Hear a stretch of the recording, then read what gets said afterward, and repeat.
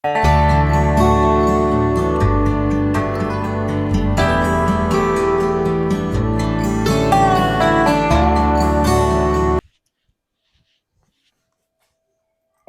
are you doing? What are you doing? I'm Febrezing you. Febrezing me? Yes. I'm a Viking woman. I don't need to be Febrezed. You're a Viking woman? I'm just helping you out. It's it smells a little rough, okay? I will henceforth be known as Ragnar Febrezing cloaks. What? Some Viking name. Okay, ready? Yep. Good morning, everyone. I am Ragnar Febrezing cloak of the Denman homestead, and this is my woman, Stephanie. Okay, I'm Stephanie Denman from the Denman homestead. And my husband here, Ragnar Febrezing cloak. Yep. And today, we're racking our mead over into the conditioner. Yep. Tell them about it, babe. Okay, so today we are going to take our mead that has been fermenting for much longer than anticipated. However, Buddy's going to explain how that's not an issue. But we'll tell them why it's taken us longer. Yes. So we had every good intention to take the mead and put it into the conditioner a week after we had set this up. However, I was attacked by my bees and sent into anaphylactic shock, and that kind of just pushed some of our stuff, our projects, to the wayside until we had time to tackle that. So we are about 3 or 4 weeks off of schedule, but we now have a very good. Yeah, we had to go full Viking. Oh, okay. So I'm sorry. So we're off, but it's been about a month since we have started this process, and that's okay. It's okay if it's a month. It's all right. We wanted to do a little bit earlier, but it's not a big deal. No big deal. Maybe it'll be better. So now we're coming up on 1 month for here, but it's okay. We're going to take all that mead. It's now mead. It's not a must anymore because it's fermented. Mm-hmm. And we're going to not collect the stuff at the bottom, not collect the stuff at the top, but all the good clear stuff in the middle. And we're going to move it over here, and we're going to let it condition. And the conditioning phase can also last as long as you want it to, because it's just going to get better with age. But we came up with a pretty cool name. Oh yeah, it got its name because of why it's taken us so long to rack it. Yeah, this is going to be the Angry Queen Mead. Angry Queen's Mead. Yeah, rest in peace, Queen. Yep. Or rest in hell. No. No? No. She's not in bee hell just for doing her job a little more aggressively. Oh. Well, she was surely a queen bee.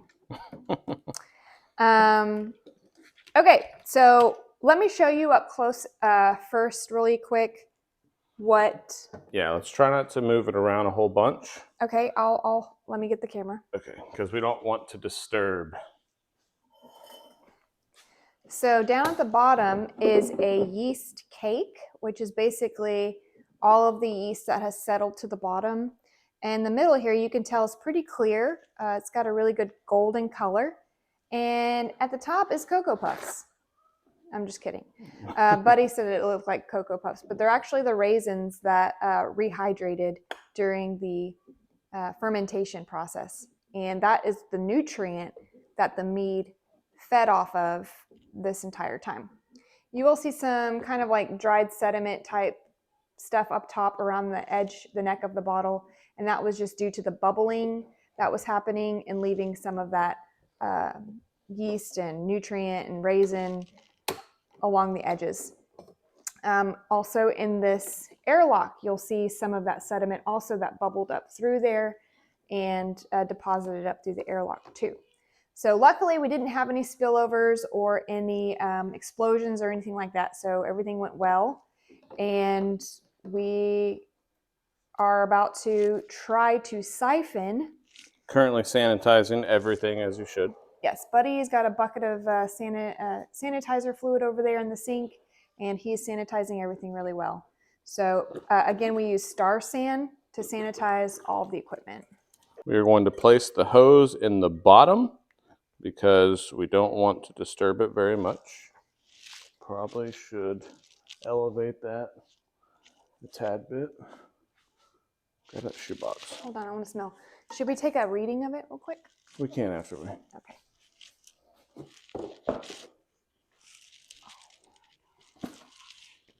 Woo, smells strong, but it's very honey smelling. Yes. Shoebox for the win. Trying to shake it. Just gonna elevate it a tad bit. Shake it. Shake, Help shake, us shake, out. Shake it. Right With gravity. in there. We're gonna not go to the bottom. Yep.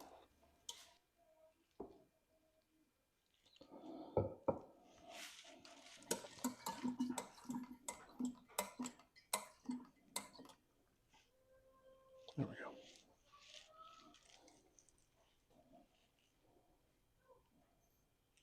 All right, we got a siphon.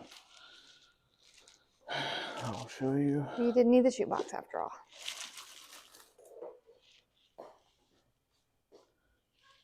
Steph's got the siphon positioned in the middle where the clear fluid is, and it is siphoning over into the secondary fermenter.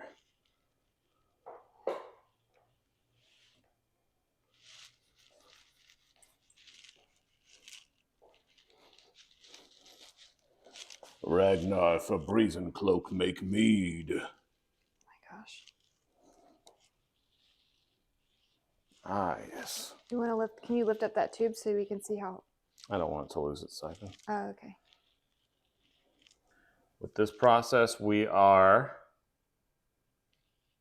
making sure that we are not collecting the stuff we don't want. Will we have settlement again in the conditioner? It's possible if we suck any up that may still be floating around or active in there, which is why we're going to keep an airlock on the conditioner just in case. It's possible that we brought some yeast with it, but it won't be near as much as. You could also do something called cold crashing it right now, where you just throw this in the refrigerator and you won't allow, if there is any yeast that you brought over, you won't allow it to do anything. But that will also stop the alcohol creation. So when we finish this and we take a reading to see what the current ABV is, we can determine, are we good to stop it right there and just cold crash it, or we want to let it sit a little bit. Also, the longer it sits, the more it kind of mellows out. On the 4th of June, the year of our Lord 2023. I gotta tell you guys, I think I gotta talk, I have to address the camera. You have to address something? You have to address something? Look, since we made mead the first time, I've been very, very, very into genealogy. Oh, yes. Well, tell them why, baby. What did you get for Father's So, Day? 2 reasons. One, I got during Valentine's Day, I got one of those 55% off of your DNA kits to like test your DNA. And it kind of blew my mind because it came back that I was of Scandinavian descent. Well, you knew that. Kinda. It was just crazy seeing it like on paper because it shows you the map of like everywhere that you're from. It's like Scandinavia and England. Baby, I love you Anyway, so then for Father's Day, early Father's Day gift, Steph buys me an Ancestry.com subscription. Man, talk about like an addiction. Big mistake. I'm just like, I'm going through these records, I'm reading all these things, and it is super, super interesting. So, yeah, I've gotten, on the Denman side, I've gotten all the way back to the 1300s. I know. And on the Morrow side, I've gotten to like the 1500s, which is crazy. So that was really cool. I have ancestors that drank deep of the mead. Yep. Viking times. But yeah, it's in my blood, guys. I can make mead. Come on. Okay. All right. You want to show the camera? Okay. What's left? Oh. All right. So at the bottom we have the raisins and the yeast cakey stuff. Mm-hmm. A little bit of mead in there, but we're not going to worry about trying to. Yeah, we might have stirred up some of that sediment into this conditioner, but that's the whole point of conditioning. So Buddy is now washing the airlock and the lid really well with the sanitization fluid. And before we do anything, I want to taste this, and I also want to take another reading, a Brix reading, so we can find out what the alcohol content is now. Let me get little cups for us. We can share a cup. Okay, you're taking a reading.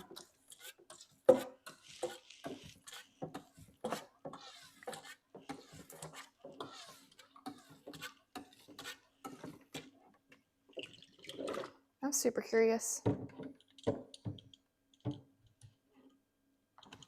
We are at 18 Brix.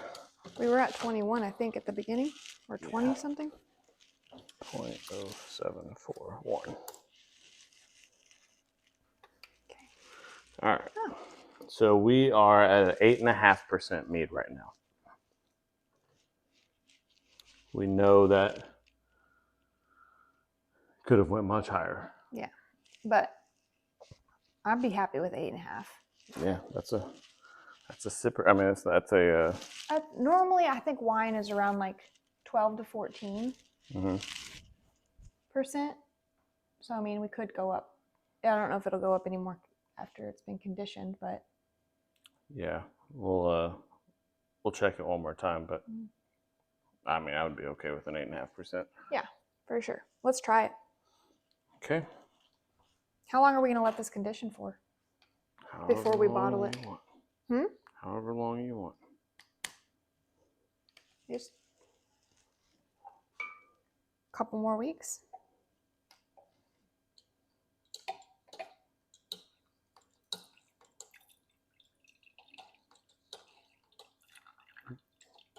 Tell me when. That's probably good for us to each have a taste. Okay. Good. The smell smells like honey. Let me see if you can get it. And I am putting the lid back on. Okay. So Buddy has the new airlock and the lid on the new jar. The condition, it's now in its second stage. And we can let this sit for weeks, months. Yeah, 8.5% alcohol right now, which, let's see what it tastes like.